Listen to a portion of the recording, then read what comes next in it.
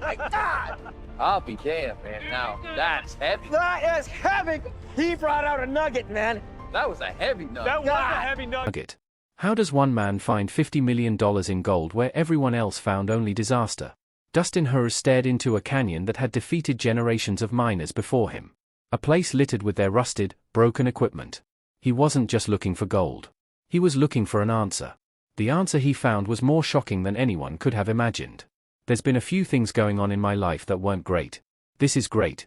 I can tell you I needed a win, and this is a good win for me. So, I needed this. It was hidden in a collapsed tunnel, a place untouched for 100 years. And it proves that sometimes the greatest treasures are guarded by the greatest dangers. The ground that fights back. Dustin Hurt knew this season was different from the very start. He'd gambled before, sure, he'd bet against the weather, against failing equipment, and even against the river itself. But none of that compared to the canyon that stood before him. The locals had a name for it, the Devil's Throat. And they said it less like a name and more like a curse. This wasn't just some valley carved by water over time. No, this was a place that felt alive and angry. The roar of the water never stopped.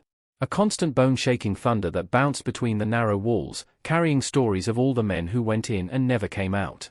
"Kids, don't try this at home," was his last words before he died. A horrible, painful death. On the old maps, it was basically a dead zone. Surveyors from long ago had scribbled warnings in the margins. Unstable ground, treacherous currents, not worth the risk. It's funny when you think about it, because for a guy like Dustin, those warnings were like an invitation. He had spent way too many years chasing whispers of hidden gold. Too many seasons breaking his back for just a little per. If there was even a tiny chance that this canyon held the kind of untouched fortune the old-timer spoke of, walking away just wasn't in the cards. He laid it out for his crew, plain and simple. If they could survive this place, they would come out with a legendary amount of gold. The first steps into the canyon were slow, every man on edge. The canyon walls seemed to press in on them, getting tighter and tighter the deeper they went. The ground beneath their boots was a total mess of slick boulders and loose gravel, just waiting to twist an ankle, or worse. Believe it or not, the air in there is so compressed that every sound is 10 times louder. The scrape of a boot, the groan of a rope, and underneath it all, the constant violent hiss and crash of the river. It was enough to drive a person mad. Some of the crew couldn't stop talking about the last team that tried to work this ground. They'd brought in heavy equipment, even massive dredges, but they only lasted a few weeks. A flash flood had swallowed what was left of their camp, and their machines were now just twisted hunks of rusted metal along the river bank. It just came up right now. Dude, didn't the date? Let's look at the witch. Hey, the witch is underwater. When we came, that witch was way out of water. A permanent warning sign, but Dustin just pushed forward. He'd read the journals left behind by miners from almost a century ago. The desperate handwriting spoke of how the canyon seemed to swallow men whole. Those words could have scared him off, but instead, they lit a fire in him. This was a challenge. He tightened his harness, double-checked his gear, and got to work. He knew that if this place didn't end them, it would make them legends. The further they went, the harder the canyon fought back. Machines were brought in one piece at a time, lowered down on screaming cables that strained under the immense weight. Solid steel wasn't safe here. An excavator weighing over 40,000 pounds would sink into the mud the second it touched the ground. Hydraulic lines froze solid, choked by grit from the freezing spray. The pump stalled constantly as the current forced silt and rock into every moving part. It felt like the canyon floor was alive, actively trying to bury them. Then the rock slide started. At first, it was just a few stones clattering off helmets. But soon, entire sheets of gravel and rock began shearing off the canyon walls with no warning at all. To slow the water down a little bit in the back. The rocks have to come out. We get them stacked right to where it'll make kind of a pool back there. The men would have to scatter, dropping their tools and running for cover as tons of rock came crashing down. Every single time Dustin would do a head count, his heart pounding, waiting for the worst. And every time they barely made it out with everyone in one piece, the moment that nearly broke them came out of nowhere. A main winch cable as thick as a man's arm snapped. The sound was like a cannon shot echoing through the canyon. A dredge easily the size of a small house swung wildly. A giant metal fist aimed at the crew for a split second that felt like an eternity. Everyone froze. The machine missed them by inches, slamming into the canyon wall and just hanging there swaying. The men looked at Dustin, their faces pale, expecting him to finally call it quits. But retreating just wasn't in his DNA. With supplies running low and equipment breaking down, anyone else would have called the season a failure. Dustin saw it differently. He gathered the exhausted crew and announced something that sounded completely insane. They came here for 2,000 ounces, but that wasn't enough. He was raising the goal to 3,500. The men just stared, silent.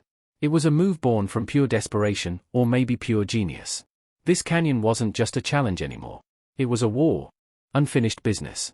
Even as the crew tried to wrap their heads around the new impossible goal, Dustin's mind was already somewhere else. He could feel it in his gut. There were unseen spaces beneath the roaring river, secrets the water was hiding. He had to see what was down there, even if it meant doing something incredibly risky. Without saying much, he called for equipment the crew had never used in conditions this hostile. Submersible sonar drones. These weren't your average toys. These were high-tech machines built for deep-sea mapping and cave rescues, costing upwards of $50,000 each. Lowering them into the violent current felt like a fool's errand. The drones were battered and tossed around so badly it seemed they would be ripped to pieces. But Dustin pushed them deeper. His eyes glued to the grainy images flickering onto the screen slowly like a ghost appearing from the mist. Gold down. I don't know how that couldn't be gold down there, but I've been skunked before. It's how it is. This is the biggest damn gamble of my life right now. The canyon floor began to take shape. And then it happened. A shockwave went through the team. The sonar revealed a void. A massive dark spot beneath the riverbed. It was a collapsed tunnel branching off from the main channel. A tunnel nobody knew existed. Get this. It wasn't just an empty space. The scans showed dense clusters beneath the rubble. Shadowy shapes that could only mean one thing. Mineral-rich rock sealed away under tons of stone and water. The shape was all wrong for a natural cave. It was too straight, too precise. Someone had dug this. Someone had been here before. Dustin immediately pulled out the old weather-stained journals. The pages spoke of an impossible gold drift deep under the canyon. Need a good payday in gold. A really good cleanup would set us all right. For decades, everyone had dismissed it as a myth. A desperate story from a failed miner. Too dangerous, too deep, too unlikely. But now the screen in front of them was showing them hard proof. The three-dimensional map sketched out a passage that curved like a vein through the rock with pockets so dense they glowed on the sonar, suggesting quartz shot through with gold. The crew argued. Some said trying to open a tunnel buried under a raging river was a fatal move. Others just stared at the map, their eyes wide, finally seeing what Dustin saw. A fortune that could rewrite all of their lives. He cut through the debate with a simple decision. They weren't going to chase tiny flakes of gold in the river anymore. They were going to open that tunnel. Whatever had stopped these miners a century ago, they were going to face it head-on. The plan was reckless, absolutely nuts, but it was their only real shot at hitting the jackpot. The next few days were a blur of frantic engineering. Steel cages were lowered to reinforce the canyon's weakest points. Anchors were drilled deep into the stone. Bit by bit, the site went from a death trap to something that looked almost like a fortress. And slowly, a shaft began to open into the hidden passage. It was a hole into the past. A doorway no living person had seen in over 100 years. Need a break, but can't take it at all. Body's failing. Mind is failing. Got to keep going. When they finally started the descent, the mood changed. Headlamps cut sharp cones of light into the darkness. The air grew colder, wetter with every foot they dropped, and the shaft was filled with ghosts. They found rusted lanterns still clinging to the rock, broken shovels, and corroded nails scattered like old bones. On one wall, someone had carved their initials. The edges now blurred by time. It was a silent story of the men who worked here and vanished. The tunnel plunged deeper than they expected, over 100 foot straight down into the earth. The ground was a soupy mix of mud and ice. They were trespassers here, finishing a job that had ended in failure and mystery for the men who started it. That dark, forgotten tunnel was hiding more than just history. Striking the mother lode. At the bottom of that cold, silent shaft, the beam of a flashlight caught something that made everyone stop breathing. It was quartz. Bright white veins of it, sharp against the black stone, were shimmering. At first, it just looked like a layer of frost, but as the light moved, it happened. Flecks of gold flashed back at them. The sight was so stunning, it held them frozen in place. This wasn't microscopic dust. This was visible gold.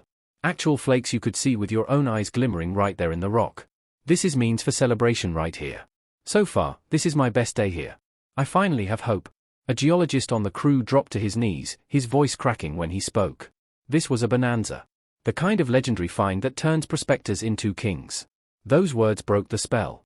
A makeshift sluice was dragged into the tunnel, pieced together from whatever gear they could carry down. The men worked knee-deep in freezing black water, frantically feeding rock and sediment into the machine by hand. Their breath hung in the cold air like smoke. The rhythm was insane. Shovel, dump, wash, and repeat. Every single man was driven by the golden light shimmering in those walls. Hours just bled together. And then the first cleanup tray was lifted. It was heavy, dripping with wet black sand. And sitting in the bottom, like fire against the dark steel, was the gold. 52.0 in a single pass. At today's prices, that's nearly $100,000. Pulled out of the ground in less than a day's work. The crew erupted. Their shouts echoed so loudly it felt like the whole tunnel was shaking. After all the danger, the lost equipment, and the near disasters, this was it. This was the proof that the canyon wasn't just a curse. It was real, and it was richer than any of them had ever dared to imagine. Exhaustion was replaced by pure adrenaline.